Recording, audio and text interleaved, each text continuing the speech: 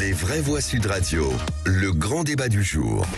La pression est sans doute très forte sur les épaules de la direction de Total Énergie. Depuis le début de la guerre en Ukraine, alors même que de nombreux ménages comptent chaque centime, de grands groupes engrangent d'immenses bénéfices. Il y a en effet des bénéfices indus qui sont faits par les opérateurs de marché aujourd'hui. La bonne approche, c'est qu'une contribution leur soit demandée au niveau européen. Tout le monde convoite le Tador de Total Énergie. J'appelle toutes les entreprises à alléger la facture de l'inflation pour nos compatriotes. Les salariés qui voudraient être augmentés, les députés qui voudraient taxer les super profits. Mais je sais une dernière chose, taxer plus en France, c'est produire moins en France.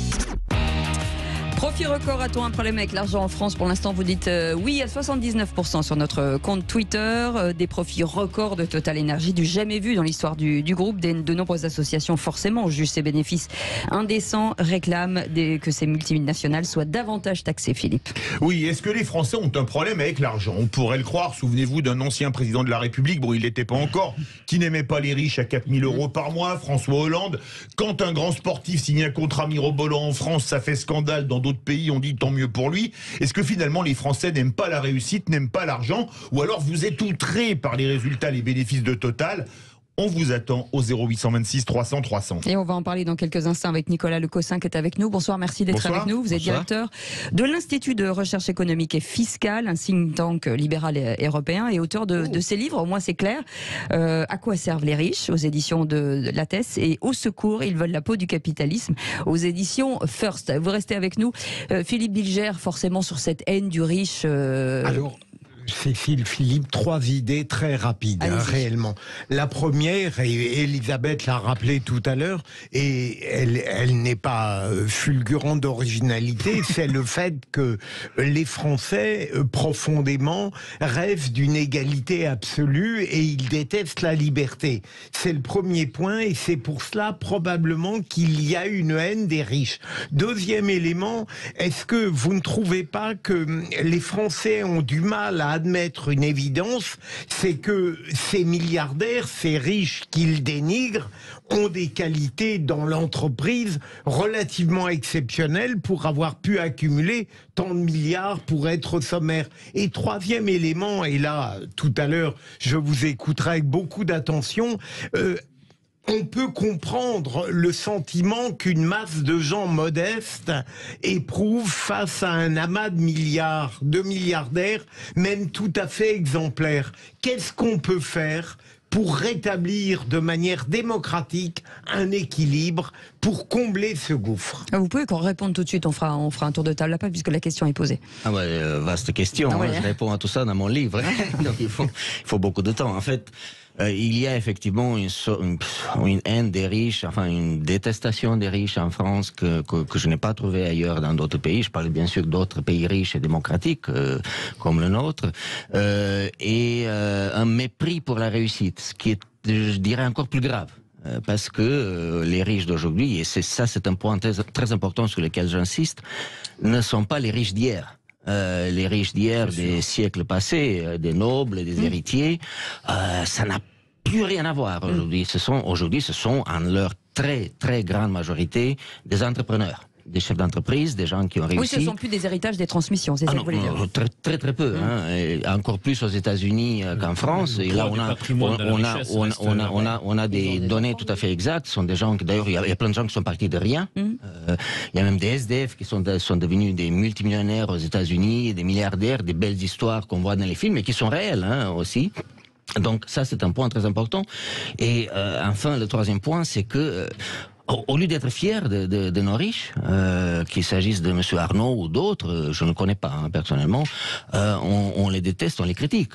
Pour moi, c'est une fierté nationale. Oui. Il y a des travaux d'économistes qui ont montré le poids colossal du patrimoine dans l'élaboration des richesses aujourd'hui, Piketty et d'autres. Première chose. Deuxième chose, oui, c'est vrai, il y a une passion française pour l'égalité. Je ne parlerai pas de détestation des riches, Mais l'évolution du capitalisme financier, mondialisé, court-termiste, fait qu'il y a aujourd'hui un vrai débat public sur la répartition de la valeur ajoutée entre travail et capital. C'est un débat très noble d'ailleurs. Moi je trouve très positif que des entreprises fassent des bénéfices et des profits. Il est normal que les actionnaires soient rémunérés. Mais il y a aujourd'hui dans notre pays où le salaire médian est à 1800 € net, ce qui veut dire qu'une personne sur deux a moins, une distorsion aujourd'hui dans la répartition des richesses produites qui pose un problème pour notre société tout entière. Parce qu'il y a beaucoup de personnes face à l'orgie de dividendes qu'on peut lire à la une des journaux qui se disent mais ça dysfonctionne quand même. Oui, mais il faudrait on nous avait dit que la main invisible allait tout régler, allait réguler. Et surtout, nous sortons du Covid, de la crise d'inflation. Et ces éléments donnés par les entreprises aujourd'hui, c'est quand même sur la crise énergétique que ces profits faramineux sont construits. Olivier d'Artigol, il y a aussi les profits. Il n'y a pas que les Total aujourd'hui. Mais en l'occurrence, il y a les banques, on pense à BNP, c'est 10 milliards. Il y a les autoroutes, etc. Il n'y a pas que Total. Avant de donner la parole à Elisabeth Lévy, 0826 300 300, dites-nous si vous avez une haine des riches, dites-nous si vous avez un problème avec l'argent, qu'on gagne de l'argent en France, si vous êtes contre, si au contraire vous soutenez les entreprises, 0826 300 300. Elisabeth Lévy. Alors d'abord, je voudrais rectifier quelque chose que vous avez dit, mon cher Philippe, David, c'est que quand c'est un footballeur, personne ne s'énerve. Et ça, je suis navré de vous dire qu'il y a une acceptation pour ce genre de personnage. Là, tout le monde trouve ça normal. Tandis que quand c'est un patron d'entreprise qui, à mon avis, est quand même peut-être socialement, disons, au moins aussi utile que Kylian Mbappé, pardonnez-moi, et je suis prudente. Ça dépend dans quel moment. Donc là, si vous voulez, on s'énerve. Donc déjà, je trouve qu'il y a cette sorte de poids de mesure. Deuxièmement, j'ai été frappé, si vous voulez, parce que par cette idée d'un monde sans riches. Ce que nous voudrions tous, je crois, autour de cette table, c'est un monde sans pauvres. Oui, c'est ça. Mais un monde sans riches, si vous voulez, comme si ça nous empêchait de dormir. Et quand je suis pas d'accord avec toi sur l'égalité, parce que si c'était l'égalité, c'est une belle chose. Mais là, on est dans une sorte de nivellement et c'est ce que le Spinoza et d'autres d'ailleurs, même Stendhal, qui était pourtant pro-révolution française, appelait les passions tristes. Pardon, l'envie, la jalousie et la haine impuissante. Et je donne juste un chiffre. En 1820, 90% de la population mondiale était en situation de pauvreté. Aujourd'hui, c'est 10%. D'accord ? Alors, c'est certainement, il y a beaucoup de progrès à réaliser, mais il y a peut-être aussi des acquis du capitalisme. 0826 300 300, Alexandre est avec nous. Réaction d'Alexandre sur cette question ? Oui, Alexandre. Ah, bah écoutez, moi, effectivement, je vois des gens tous les jours qui ont du mal déjà à dire combien ils gagnent par mois. C'est compliqué. Et quand vous dites vous-même combien vous gagnez, eh bien, on dirait que c'est un gros mot, que vous vous vantez. Je me souviendrai de quand j'étais adjoint à un chef de service et les agents ils disaient mais toi tu gagnes bien plus. J'ai dit mais tu penses que je gagne combien? Je sais pas, 5000 €. J'ai dit écoute, j'ai tendu ma fiche de paie. Et là subitement quand vous faites ça après il s'est vanté, voilà. C'est vrai qu'il y a c'est vrai que c'est un souci, Alexandre. Philippe Bilger. Tout à l'heure, j'avais terminé ma première intervention. Vous ne m'avez pas proposé la solution qui serait la vôtre pour combler le gouffre entre ceux qui possèdent beaucoup et ceux qui n'ont pas beaucoup. Il faut qu'on devienne tous riches, de plus en plus riches. En fait, c'est ça, c'est ça la solution. Moi, j'aime pas le terme de l'expression de justice sociale, parce que quand on dit justice sociale, ça veut dire que l'autre a volé. Le plus riche, non, il n'a pas volé. Il s'est enrichi parce qu'il a créé des emplois, parce qu'il a créé des richesses. Attention, je mets de côté des pays comme la Russie, les oligarques russes ou chinois ou autres. Je parle de nos pays riches et démocratiques. Nicolas, je voudrais vous citer une phrase d'Orwell, parce que je suis vraiment partagé entre tous vos arguments. Orwell dit qu'au-delà d'un certain niveau d'écart de revenus, de patrimoine, de niveau de vie. On vit plus dans le même monde. Et c'est ça peut-être le problème aujourd'hui, c'est ce sentiment, si vous voulez, que on vit dans des mondes qui n'ont strictement rien à voir, qui ne sont plus le même monde, le même langage. Il n'y a jamais aussi peu d'écart entre les riches et les pauvres. Mais comment vous pouvez dire oui, on les connaît. Mais comment il n'y avait pas les réseaux sociaux. Nicolas du cardinal de Richelieu, c'était les 3 quarts de la France. Donc c'est l'équivalent. C'est Jacques Marseille qui avait fait les calculs. Nicolas Le Cossin, est-ce qu'il y a un problème aujourd'hui avec les syndicats? Est-ce que les syndicats sont aussi responsables de cette... attention, Olivier d'Artigol, on vous entend. Est-ce que les syndicats sont responsables aussi de cette mauvaise image des entreprises? Oui, tout à fait, bien sûr. En plus, ils profitent de l'argent qui est redistribué par Total en bloquant les centrales, les dépôts de carburant, alors qu'ils sont bien payés, ils sont bien rémunérés. Ce sont des syndicats gauchisants qui bloquent le pays, qui ne respectent pas les règles de l'entreprise. Il ne faut pas oublier que vous avez parlé de Total tout à l'heure. Total gagne de l'argent à l'étranger, mais ce sont les employés français qui en profitent parce qu'ils profitent de ce que l'entreprise gagne à l'extérieur. C'est pas en France que Total fait des profits. 0826 300 300 avec Manu qui nous appelle de la Cano. Bonsoir Manu. Bonsoir Manu. Bonsoir à toute l'équipe Sud Radio. Bonsoir. Bienvenue. On vous écoute. Merci. Manu. Alors je voulais réagir sur les entreprises qui gagnent beaucoup d'argent.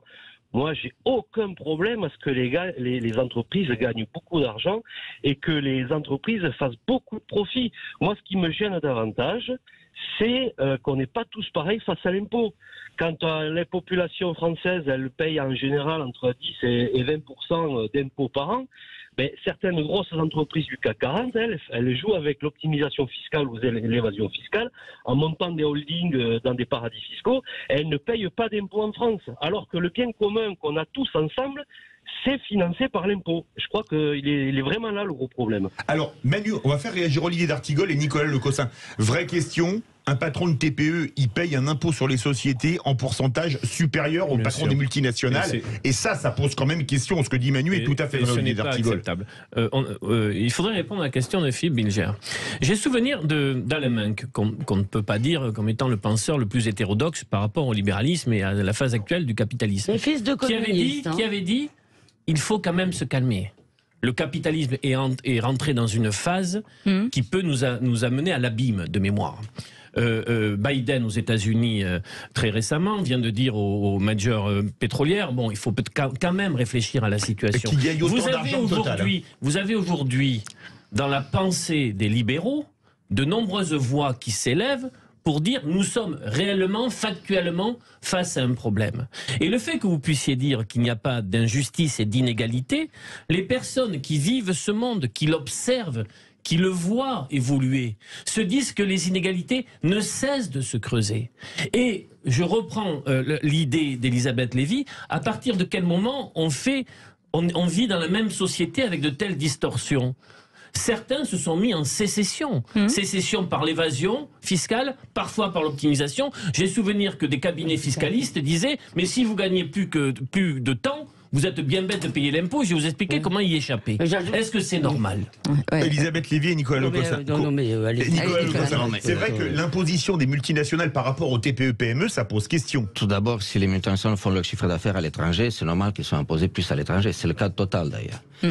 Deuxièmement, les 10% des plus riches payent 70% des impôts en France sont payés. 70% des impôts en France sont payés par les 10% les plus riches. Ce sont les chiffres de Bercy. Donc c'est faux de dire que les riches ne payent pas d'impôts. Ça, c'est complètement faux. S'ils ne payent pas d'impôts, ils ne partiraient pas ailleurs pour investir ailleurs. Vous êtes d'accord quand même que dans la bataille entre les États et les multinationales ou les grandes sociétés, la bataille fiscale, la bataille pour recouvrer l'impôt, si vous voulez, il y a quand même, les États ont perdu beaucoup de terrain. Ça, il faut quand même le dire. Vous voulez, on a quand même un problème avec des acteurs non étatiques qui ont aujourd'hui un pouvoir exorbitant. Allez, Philippe, il y a des individus et puis des multinationales, effectivement, qui peuvent s'installer ailleurs. Si on tape aujourd'hui sur Total, si on tape aujourd'hui sur Total, il ne faut pas s'étonner si demain ils vont ailleurs. Non, mais je ne parle pas de Total. Je vous dis simplement que dans cette bataille... Philippe Bilger, on n'a plus beaucoup de temps. Pour que je comprenne bien votre point de vue. Est-ce que vous êtes un citoyen comme moi qui trouve que les riches sont nécessaires à la société, ou est-ce que vous avez une philosophie de libéralisme absolu qui vous conduit à minimiser toutes les disparités sociales. Vous avez 15 secondes. Les riches sont absolument nécessaires à la société. Si on regarde le nombre d'emplois qu'ils ont créés, je donne des détails et j'invite les auditeurs à lire ou nos articles sur le site de l'IREF ou mes livres, les riches se créent des millions d'emplois. C'est évident. Il n'y a pas de doute là-dessus. Il n'y a aucun doute là-dessus. On peut les prendre. Les premiers riches en France, c'est 800 000 emplois.